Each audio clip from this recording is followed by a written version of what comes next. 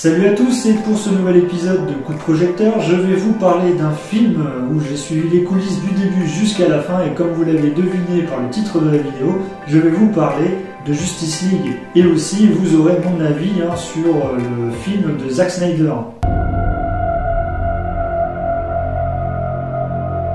We live in a society. Bon, ça va être un coup de projecteur un peu différent, car normalement je vous parle d'un univers, et bien là je vais vous parler des coulisses d'un film qui a eu de nombreux rebondissements. Un peu dur à comprendre pour certaines personnes qui n'ont pas suivi l'histoire du début, et ben voilà, cette vidéo va vous expliquer tout ce qui s'est passé.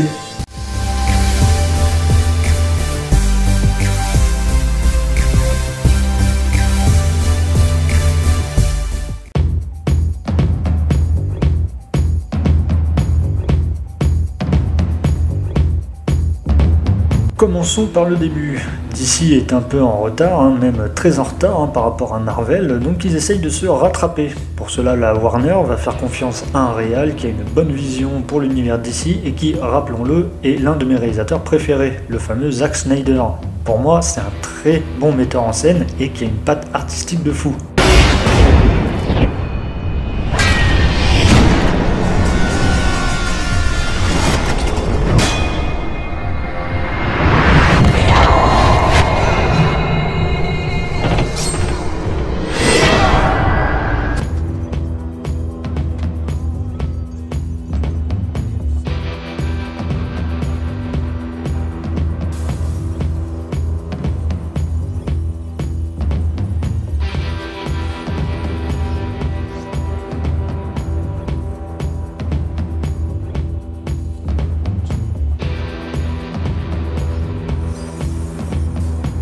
Donc en 2013, il sort Man of Steel, le film aux États-Unis qui a eu une réception plutôt moyenne, tandis qu'à l'inverse, la réception était plutôt bonne en France. Le box-office aussi, même s'il était très loin des scores standards des films Marvel qui atteignent souvent le milliard de dollars.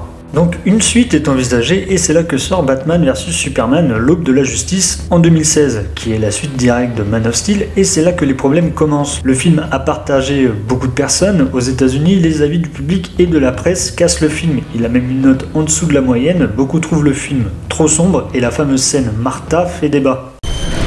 You're letting him kill Martha. Alors que le film a fait un bon box-office, je peux comprendre la compréhension des gens après avoir vu Batman vs Superman, car il y a beaucoup de clins d'œil sur l'univers DC, il y a beaucoup de passages qui teasent d'éventuelles suites dans l'univers DC sans trop d'explications, et aussi le plan de Lex Luthor qui a été mal amené pour moi avec cette version cinéma. Et bien tout ça a été corrigé suite à la sortie du Director's Cut Batman vs Superman en Blu-ray et en Blu-ray 4K. Pour moi, à ce jour, c'est le meilleur film de super-héros. Et puis j'ai même le poster qui est juste au-dessus.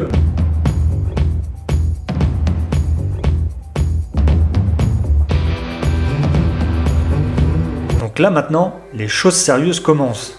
Il y a une suite à Batman vs Superman, même si la Warner sont très réticents à l'idée de faire cette suite, en sachant que juste avant, le film Suicide Squad de David Ayer a été charcuté par la Warner. Je vais juste te faire mal.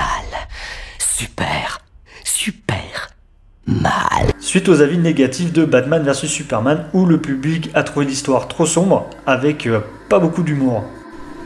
Les gens ont tendance à oublier que l'humour est la marque de fabrique de Marvel. Donc la Justice League passe en production, tout va bien, les scènes sont tournées, il passe en post-production et il manque plus que les effets spéciaux. Et là, le drame arrive. La fille de Zack Snyder, Autumn, s'est suicidée, donc Zack Snyder quitte le projet pour être au plus près de sa famille, ce qui est normal. La Warner, suite au départ de Snyder, en profite pour rendre le ton de la Justice League un peu plus humoristique et moins sombre en faisant appel au réalisateur des deux premiers films Avengers, Joss Whedon. Donc un nouveau tournage est prévu, avec des reshoots pour certaines scènes. Le film devait principalement durer 3 heures avec Zack Snyder, et pour la sortie du film en 2017, la durée a changé pour 2 heures. Donc, quand t'enlèves 1 heure de film sur les 3 heures prévues, je pense que tu as beaucoup de scènes importantes qui ont été enlevées, et ça on y voit bien avec la Justice League Snyder Cut, comme avec Cyborg et Flash qui ont été vraiment cutés au montage pour le film de 2017. Bon, après, je ne veux pas jeter la pierre à Joss Whedon. Il a eu 2 mois pour faire les reshoots et puis les réécritures du film. Donc je pense que ça n'a pas été facile pour lui. Les acteurs se sont plaints du comportement de Joss Whedon sur le tournage des reshoots de Justice League, avec comme acteur Ray Fisher qui joue Cyborg qui cite « La façon dont Joss Whedon était grossière, non professionnelle et inacceptable ». Et un tweet récent annonce que Joss Whedon voulait nuire à la carrière de Gal Gadot dans Justice League. Ce tweet cite qu'il était le scénariste, qu'elle devait se taire et dire les lignes. Il pouvait la rendre stupide dans ce film. Bah mec, là maintenant tu le vois différemment, hein. Je pense pas qu'il va être appelé de sitôt pour faire un film. Hein. De même pour le scénariste Chris Terrio, qui en a gardé un mauvais souvenir car il n'était pas content des modifications menées par la Warner, et Joss Whedon qui en a fait une version plus légère. Puis aussi la moustache gate de Henry Cavill, qui devait refaire ses scènes avec sa moustache car au moment des reshoots, il tournait pour un autre film, Mission Impossible Fallout, où dans son contrat c'était stipulé qu'il ne devait pas la raser. Donc ils étaient obligés de l'enlever numériquement. Très très belle scène, hein. Des grosses pépites, hein. Parfois ça fait mal aux yeux. It's meant to wind like a river. It comes and goes. A man I knew. Don't let me die. Do you bleed? And I get the exclusive. Suite au fiasco du film, les fans ont lancé un hashtag sur Twitter, une pétition aussi et des manifestations lors des conventions comme à la Comic Con, avec le hashtag Release the Snyder Cut. Cela a pris de l'ampleur et la Warner a fini par céder au bout de 3 ans pour enfin sortir le film sur la plateforme HBO Max. Ils ont laissé à Zack Snyder carte blanche pour tourner son film comme il l'avait pensé depuis le début. Et maintenant, on a un film qui dure 4 heures et je vais vous donner mon avis tout de suite.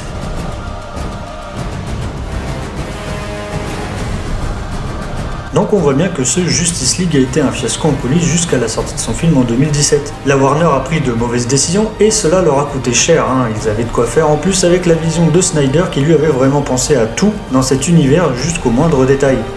Les fans se sont mobilisés pour que Zack Snyder puisse terminer ce qu'il avait commencé. Puis entre nous, il a été malin, hein. Il en a profité pour montrer quelques images qu'il a tournées pour faire monter la hype des fans sur le réseau social Vero.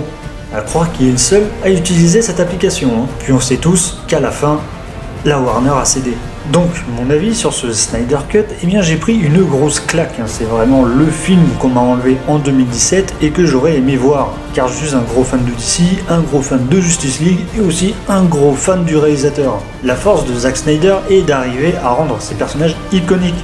Chacun a le droit à son développement, surtout Cyborg qui a été repensé et charcuté dans la version de Whedon et il a pris une place plus importante dans l'intrigue avec ce film. Dans la même idée, Flash a été cuté et il devient plus utile au groupe dans la version de Zack Snyder. En fait, d'une manière générale, chaque personnage devient utile. Alors attention spoiler, je vais vous laisser le temps d'avancer la vidéo pour ceux qui n'auraient pas vu le film.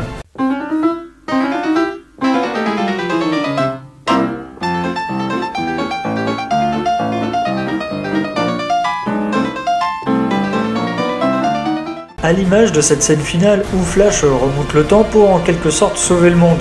Cette scène est vraiment sublime, avec ses ondes de choc qui recomposent la Terre à chaque pas qu'il fait et les éclairs aussi autour de lui est plutôt bien faite.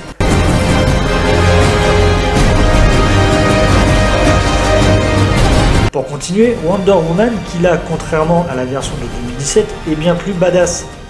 Bien plus hargneuse lors des combats, c'est une Amazone quoi en quelque sorte, hein. Comme lors de cette scène où on la découvre sauver une classe de filles en visite au musée.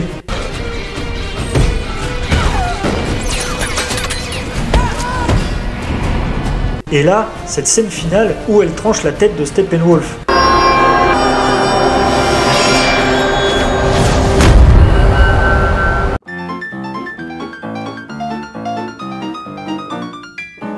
D'ailleurs, Steppenwolf, le méchant, n'était pas trop charismatique dans la version de Whedon. Tandis que là, ce n'est pas que le méchant de l'histoire, car il y a quelqu'un de plus important que lui qui attend son heure. Il est plus développé, il a même changé de design, on comprend mieux ses convictions car il est en quête de rédemption envers son maître Darkseid. J'ai juste 2 choses à rajouter. Voilà ce qui se passe quand on ne laisse pas un réalisateur qui a une vision précise des choses et que le studio s'en mêle. Eh bien ce n'est pas bon et c'est déjà arrivé auparavant avec Spider-Man 3 de Sam Raimi et les 4 Fantastiques de Josh Trank. Et j'espère que cet exemple servira de leçon aux boîtes de production. Et puis, ce Justice League ne doit pas finir comme ça et mérite une suite. Vu les 15 dernières minutes dans ce monde post-apocalyptique un peu à la Mad Max appelé Nightmare, que vous avez peut-être vu dans Batman vs Superman. et ben ça donne tellement envie. Certes, il a des défauts, quelques bouillies numériques avec les effets spéciaux c'est sûr, mais je n'ai pas vu les 4 heures de film défiler, du fait que j'ai passé un très bon moment devant. Pour les fans de DC, de Zack Snyder, eh bien je vous conseille de le voir. Dans tous les cas, si vous êtes patient, le film sort en DVD le 9 juin prochain. Sinon, vous pouvez le regarder sur n'importe quelle plateforme de service VOD, soit en l'achetant au prix de 14,99 € ou le louer pour 4,99 €, soit sur le Play Store, Amazon Prime, Google Play et plein d'autres de services de VOD. Bon bah voilà, vous avez eu en quelque sorte l'explication de ce qui s'est passé dans les coulisses du film Justice League sorti en 2017 et aussi mon avis sur le film Justice League Snyder Cut. Je vous invite à vous abonner à la chaîne, à laisser un petit pouce bleu si vous avez aimé la vidéo, à laisser aussi un commentaire pour me dire ce que vous avez pensé du film Justice League Snyder Cut. Je vous invite aussi sur mon Discord, le lien est toujours en description et vous êtes les bienvenus. Moi je vous dis à une prochaine vidéo. Ciao!